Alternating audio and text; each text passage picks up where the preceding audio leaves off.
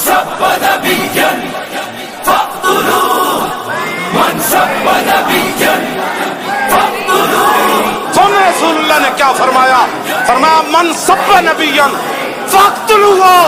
फरमाया क़यामत तक जो नबी के बारे में बात करे उसको काट कर रख दो, ये मेरा फरमान है।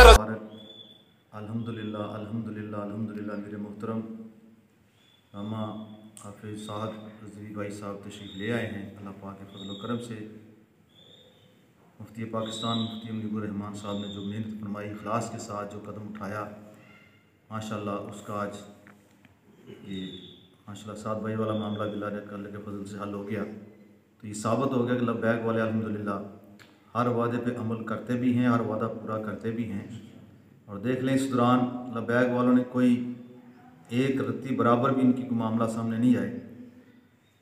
जैसे ही हुकूमत के कुछ लोगों ने मुखलस होकर इसमें हिस्सा लिया और हमारे मुफ्ती साहब ने मुखलस होकर इस काम को शुरू किया, तो अल्लाह का शुक्र है बड़े आसान तरीके से ये पाया तकमील को पहुँच गया है। अल्लाह ने लब्बैक वालों को एक और कामयाबी से हमकिनार किया है। अल्लाह ताला मज़ीद लब्बैक वालों को हर कदम पर कामयाबियाँ अता फरमाए और अल्लाह हमें हर कदम पर अल्लाह अपना शुक्र अदा करने की तौफ़ीक़ अता फरमाए।